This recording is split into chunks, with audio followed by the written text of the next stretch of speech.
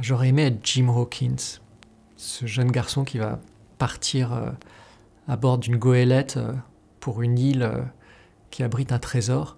Ça me fait penser, Jim Hawkins, à des vers de Baudelaire. C'est dans un poème qui s'appelle Le Voyage. Il dit « Pour l'enfant amoureux de cartes et d'estampes, l'univers est égal à son vaste appétit. » Et on voit à un moment dans le roman Jim contempler la carte de cette île où il va se rendre. Et ça, c'est vraiment nous au début, c'est tous les lecteurs au début d'une histoire. Et il va vivre une aventure extraordinaire alors qu'il est tout jeune, hein, à 14 ans. Et ce qui me parle beaucoup dans ce qu'il va vivre, que j'aurais aimé vivre, qu'on peut vivre en lisant le livre, c'est que c'est jamais formulé, mais le vrai trésor dans le livre, c'est pas les lingots d'or, les doublons, les sequins. Le vrai trésor, c'est l'aventure. Et c'est quelque chose qu'il faut vraiment garder en tête presque chaque jour, que ouais, il faut pas se tromper de trésor dans la vie. Les Passagers du vent, c'est une bande dessinée qui m'a énormément marqué quand je l'ai découvert à l'adolescence. C'est la première fois qu'une bande dessinée me faisait rentrer dans l'histoire, en fait, qu'on pouvait apprendre comme dans un livre d'histoire avec la même exactitude, la même richesse de détails.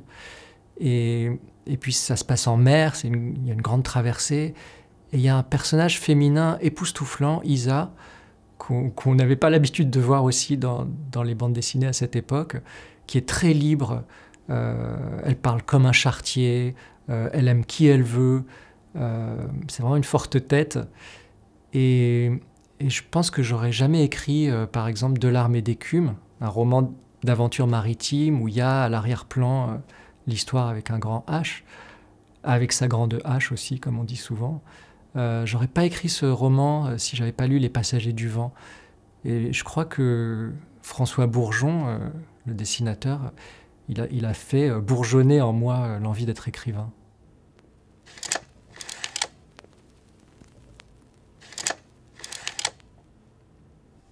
Un livre que je relisais sans cesse, c'est Peter Pan, parce qu'il y a au début cette apparition, ce surgissement du petit garçon Peter Pan dans une chambre d'enfant, où les enfants dorment, où il y a une adulte qui rêve, et il déboule comme ça par la fenêtre, et là tout va vraiment commencer. Et je crois que j'avais ce besoin de le réouvrir comme si j'attendais, comme si c'était une opération magique d'ouvrir le livre, que ça allait faire survenir Peter Pan dans la chambre où je me trouvais. Et j'espérais entendre quoi, ces petites dents qui cliquettent. Il a ses dents de lait, Peter Pan, et ça termine le chapitre, ce son. Et finalement, je ne l'entendais jamais. Il était dans le livre, c'était silencieux.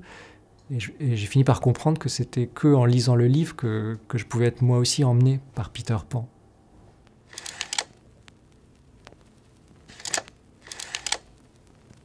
J'aurais aimé écrire Le Voyageur imprudent. Parce que Barjavel, il a une écriture incroyable qui procède par flash, comme ça, par fulgurance. Il y a des phrases très courtes parfois, comme par exemple « Sa tête était une bille » ou « Les mouches passaient à travers son corps » ou encore « Paris tout entier était en flammes ». Il y a des images tout le temps saisissantes et son personnage voyage dans le temps, dans le passé, dans le futur, mais en fait, on a l'impression que c'est une succession de tableaux, c'est de la peinture. Alors c'est de la science-fiction, mais c'est de la science-fiction qui est aussi un grand poème.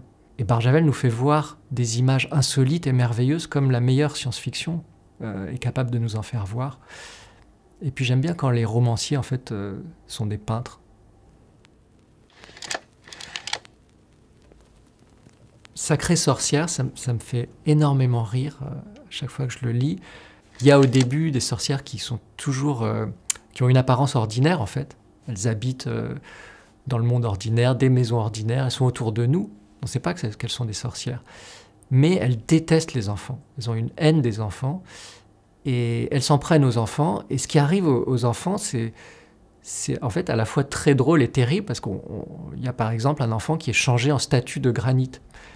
Et ses parents le gardent et ils vont accrocher le parapluie comme si c'était un porte-parapluie, ce petit garçon. Et il y a une autre petite fille qui à un moment disparaît et elle se retrouve dans un tableau qui est chez elle. Et elle est dans le tableau à donner à manger au canard. Et chaque fois qu'on regarde le tableau, on la voit à un endroit différent. Et c'est hilarant. Alors les dessins de Quentin Blake font que c'est hilarant. Le texte est beaucoup plus inquiétant, donc je crois que c'est aussi le livre qui m'a fait le plus peur. Et ce rapport entre des dessins qui vous font vraiment éclater de rire et puis le texte qui a quelque chose d'inquiétant, c'est fascinant et ça appartient vraiment à Roald Dahl. Un livre qui fait vraiment venir les larmes au bord des yeux, c'est La cicatrice. Parce que c'est l'histoire d'un garçon de 13 ans qui naît avec un bec de lièvre. Et donc le bec de lièvre est opéré, il a une cicatrice qui reste sur sa lèvre supérieure. Et quand il la décrit, il dit que chaque fois qu'il sourit, ça fait un pli assez laid. Et donc il subit les brimades de ses camarades à l'école.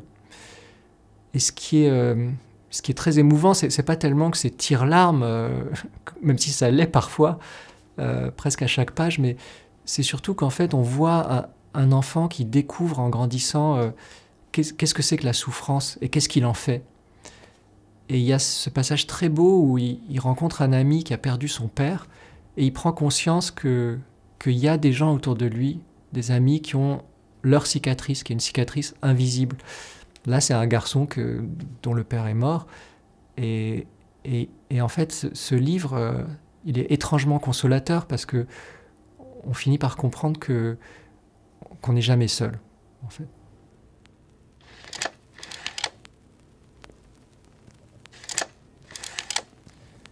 Je pense que c'est Faustine qui me ressemble le plus, l'héroïne de Cité 19, parce qu'elle a ma timidité, en fait. Elle se cache derrière ses mèches brunes, mais elle essaye toujours d'aller au-delà de cette timidité en se transformant. Elle comprend qu'en fait, elle a besoin de se transformer pour arriver à s'accomplir, de forcer donc cette barrière de la timidité.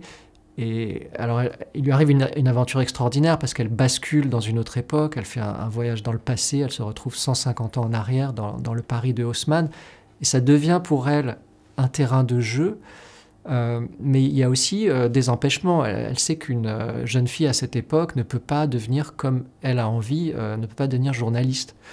Et alors elle fait tout ce qu'il faut pour pouvoir exercer ce métier, et elle se transforme en garçon, carrément. Et donc la façon dont elle explore sa liberté, ça me parle beaucoup. Donc, je ne sais pas si je ressemble à Faustine, mais j'aspire en tout cas à lui ressembler.